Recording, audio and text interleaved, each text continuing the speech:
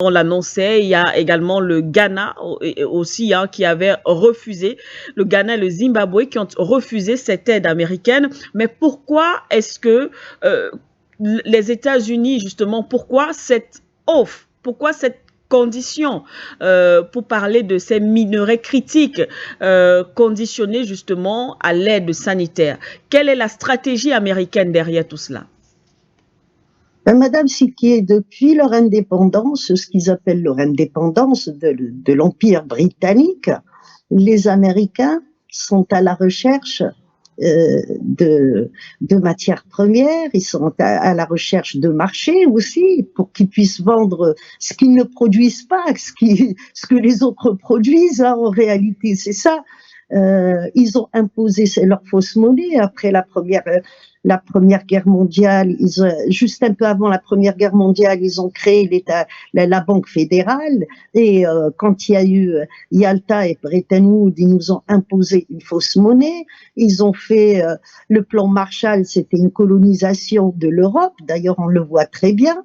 Ils ont dépouillé l'Europe, ils ont dépouillé le Moyen-Orient, ils ont dépouillé aussi la péninsule arabique. Je dissocie la péninsule arabique du Moyen-Orient. Hein. C'est complètement différent. Donc aujourd'hui, ils ont dépassé la barre des 40 trillions de dollars. Tous les 100 jours, il faut que les États-Unis s'endettent de 1 trillion de dollars. Donc, qu'est-ce qui reste? Il reste l'Afrique qui n'est pas assez dépouillée et qui n'a pas été assez esclave et assez assez appauvrie. Donc, ils cherchent tout simplement les richesses africaines. Les États-Unis, ils ont deux problèmes avec l'Afrique. L'histoire de l'esclavage, c'est des Africains qui ont construit l'Afrique. Même avec des richesses africaines. Et la première richesse, ce sont nous les Africains, nous les peuples africains. Parce que la machine ne peut pas remplacer l'homme dans tout. Donc il y a ce problème qu'ils ont avec l'Afrique. Mais deuxième problème, il y a toujours la puissance hégémonique des deux empires coloniaux qui sont l'empire colonial britannique et l'empire colonial français. Il y a ce qu'on appelle le précaré, on voit très bien, on y reviendra dans le deuxième sujet, que la France ne lâche pas l'affaire, mais il y a aussi le Commonwealth qui est là et qui a fixé l'hégémonie anglaise de ce côté-là. Donc du côté précaré français, nous avions des militaires. Aujourd'hui, il y a une armée qui s'est formée qui n'est pas militaire, mais elle est paramilitaire. Et puis du côté du Commonwealth, il y a les services secrets britanniques qui sont très très puissants. Et souvent j'en parle et je dis, on met pas l'accent assez sur le rôle des Britanniques dans le monde et dans leur ancienne colonie. Leur rôle est très important. Ce que les Français essayent de faire, le repositionnement actuellement, il est pas fait sans les Britanniques. On a vu ces derniers temps que les Britanniques ils se sont rapprochés de l'Union européenne et principalement de la France parce qu'ils essayent de contrer les Américains. Les Américains sont arrivés, Trump est arrivé avec une tronçonneuse, il a commencé déjà par le Sahara occidental qui n'est pas encore marocain et qui ne sera pas marocain, hein, sauf si les Sahraouis le décident. Donc, il a commencé par vouloir s'approprier ce territoire qui est sous domination française et américaine depuis 75. Le Marocain est un petit joueur. Et vous avez le Somaliland aussi. Donc, dans tout ça, les Américains, ils veulent fermer l'Afrique. Pourquoi? Par ces deux côtés, par la mer Rouge, où ils ont déjà une domination assez importante, et par l'Atlantique. L'Atlantique, encore une fois, l'alliance transatlantique s'est formée pour empêcher les Soviétiques et dans le futur les Chinois de s'y installer. Donc ils sont les seuls à régner sur l'Atlantique, d'où l'histoire du Sahara occidental. Vous avez au niveau du continent africain, il y a l'Algérie dans le nord, il y a l'Afrique du Sud, qui ont un statut particulier au niveau des Nations Unies. Ça n'a pas été des décolonisations. Il y a un côté, si on prend l'Algérie, c'est une guerre de libération qui a donné un autre statut au niveau des Nations Unies. Et puis au niveau de l'Afrique du Sud, c'était un régime d'apartheid où les Africains du Sud, ils se sont battus pour leur liberté. On ne leur a pas donné comme cadeau. Le seul malheur qu'il y a eu pour le Cameroun, c'est que ça n'a pas été reconnu comme une guerre de libération parce que la France n'était pas considérée comme un colon. Et le vrai colon, c'était les Allemands. Et quand les Allemands ont perdu, c'est les Français et les Britanniques qui se sont partagés les territoires allemands et on les a mis sous tutelle, on vous avait mis sous protectorat français et anglais. Et c'est pour cela qu'au niveau des décolonisations, pour le Cameroun, ça n'a pas été reconnu comme tel. Ça aurait donné une autre puissance au Cameroun au niveau des statuts des Nations Unies. C'est important ce qui se passe aux Nations Unies. Hein. Personne aussi ne s'arrête là-dessus. Quand on a décidé des décolonisations, en vérité, les Américains avaient forcé les Anglais et les Français à mettre sous tutelle les États qui avaient été créés, tels qu'on les voit aujourd'hui avec la géographie d'aujourd'hui, et ce sont les Nations Unies qui ont décolonisé. D'ailleurs, quand on va sur le site des Nations Unies, c'est très très bien expliqué. C'est-à-dire que si demain il n'y a plus les Nations Unies, on va retomber sur le carré qu'il y avait avant. Il y a les Britanniques qui vont revenir comme colonisateurs officiels et légitimes, et les Français également. Et c'est pour cela que Trump, quand il a parlé, quand il est arrivé, il a dit on va en finir avec les cartes géographiques existantes et on va en finir avec Sykes-Picot. Oui. Sykes-Picot, d'abord, il a mis le doigt sur le Moyen-Orient. Et puis, les pays du Golfe, c'est déjà fait depuis 44, depuis la rencontre du roi Faisal, le père du roi Faisal, et puis à l'époque le président Eisenhower sur le bateau Quincy, on l'appelle les accords Quincy. Donc ils ont mis la main là-dessus.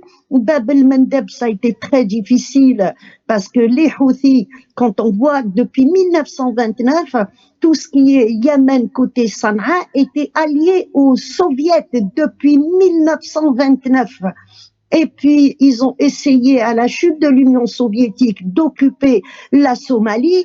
La Somalie, les Somaliens, ils ont donné la première raclée aux Américains. On parle souvent des Irakiens et des Afghans, mais on oublie des Africains, nos frères somaliens, qui se sont débarrassés des Américains. Et donc tout ça, donc les Américains aujourd'hui avec 40 trillions de dollars, il faut qu'ils s'en sortent. Ils n'ont pas de matières premières, ils n'ont pas de terres rares, ils n'ont pas de mines d'or. Et je signale que quand ils ont kidnappé Maduro, ils se sont appropriés des hydrocarbures, mais également ils ont transféré la réserve d'or qu'il y avait au Venezuela.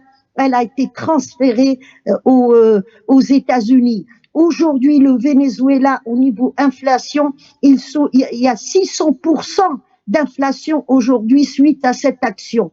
Donc, ils sont arrivés, Trump représente les États-Unis. C'est pas lui qui décide. Il y a tout un mécanisme derrière et puis il y a une structure derrière qui décide. Donc Trump est à la recherche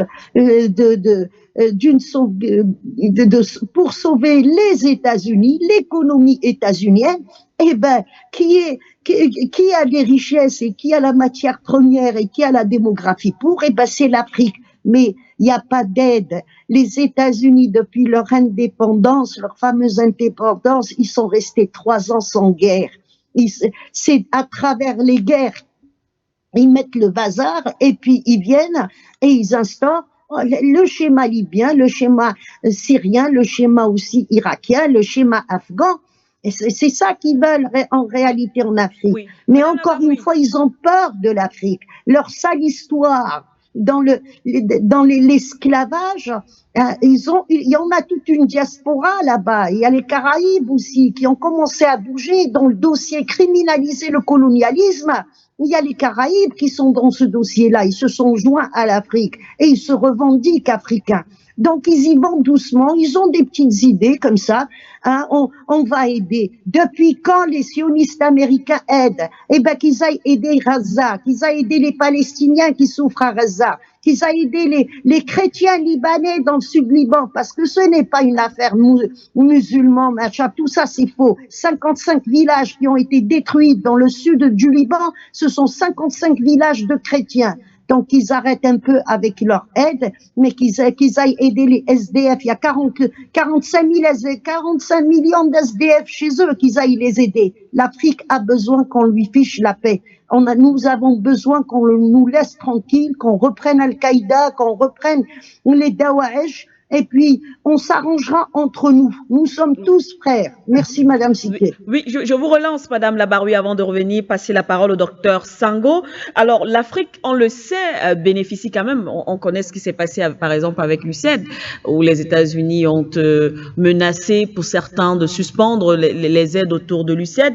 Est-ce que on peut penser, est-ce à dire que l'Afrique donnait déjà quelque chose aux États-Unis, bien sûr, en échange de cette aide américaine, parce que vous allez peut-être le confirmer ou pas, on sait que les États africains bénéficiaient déjà de ce qu'on appelle, entre guillemets, cette aide américaine sur le plan, seulement en prenant le cas justement de la santé, de cette aide américaine justement depuis plusieurs années. Alors, est-ce qu'on peut dire, ou alors est-ce qu'on peut penser que durant toutes ces années, effectivement, derrière cette aide, les États africains donnaient déjà quelque chose, et pourquoi pas les minerais ou alors autre chose aux États-Unis? Eh ben, c'était juste une forme d'être présent sur le continent. Mais oui, c'était des fausses. La nuit, ils impriment les billets. Un billet de 100 $, ça coûte 65. C'est tout ce que ça coûte. Hein. Et ils disent, on va aider tel pays. Mais quand ils ramènent cet argent-là qui ne vaut rien, eh ben, ce n'est pas à l'État même ou au pays même qu'on donne de l'argent. Ce sont les sociétés américaines qui vont s'installer et qui vont profiter de cet argent. On ne le donne pas aux États.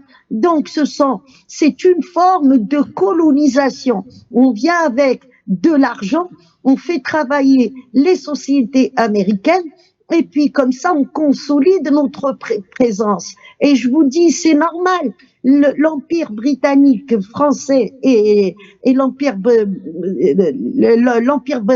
colonial français et britannique, les deux empires coloniaux, ils ont plus d'un siècle d'avance. Ils ont des alliances sur le continent. Ils ont aussi ce qu'on appelle chez nous les endocolons, hein, qui sont alliés à ces pays-là et qui travaillent les intérêts de ces pays. D'où l'histoire, à chaque fois que les États-Unis ont voulu s'infiltrer sur le continent, ils ont fait appel aux Français, si ça concerne le côté précaré français. L'histoire de l'opération Safari Club l'indique très bien. C'est les Français qui ont mené cette opération pour se débarrasser des Soviétiques à l'époque. Pourquoi? Parce que les Français, encore une fois, ils ont leurs alliés sur le continent, oui, ils ont des gens qui travaillent leur intérêt et qui ne veulent pas que la France quitte le continent. Ça existe. Côté britannique, pareil. Donc les Américains, ils arrivent avec zéro aide. Les Américains, ils veulent qu'une chose, pouvoir s'installer en Afrique, tout seul, en éliminant les Britanniques, en éliminant les Français, en éliminant bien sûr les Chinois et les Russes, qui eux sont arrivés avec des véritables projets, avec des projets, ce qu'on entend souvent maintenant dans le jargon, des projets gagnant-gagnant, des projets qui peuvent profiter à l'Afrique et aux Chinois, ou à l'Afrique et aux Russes. Ça dérange les Américains, donc ils ont reculé un peu pour faire avancer les Français et les Britanniques, mais ils sont là. Comme ils ont déjà colonisé les Britanniques. Quand on voit la dette britannique, on parle de la dette française, les Britanniques, c'est 6 trillions de dollars. Ils ont dépassé cette barre, 17 trillions de dollars, je crois.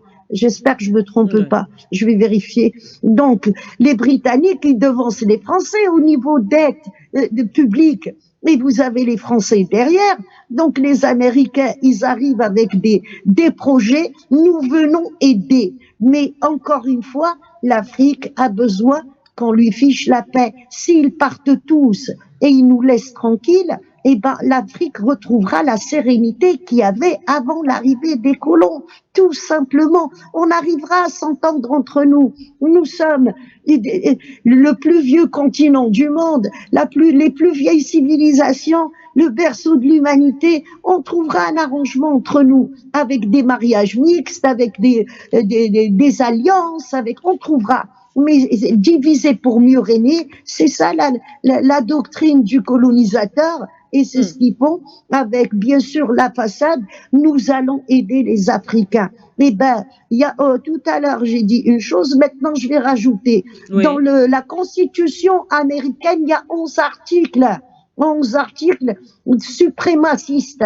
Eh ben, qu'ils les suppriment et qu'ils commencent à donner des droits aux Africains aux afro-descendants, ceux qui sont arrivés par l'histoire de l'esclavage. Ils commencent par leur donner des droits et les aider. Au lieu de nous aider, nous, sur notre continent, nous ne sommes pas mineurs, nous sommes capables de nous gérer nous-mêmes. Quand vous regardez la dette africaine, tous les pays confondus, on n'arrive pas à la dette française. Alors la dette des USA a dépassé les 40 trillions de dollars. Eh ben, c'est scandaleux qu'on veuille venir nous aider. Nous savons nous gérer nous-mêmes, nous savons gérer nos familles, nos tribus, nos ethnies, nos porte-monnaies et nos richesses. Il suffit juste qu'ils nous oublient. Merci, madame.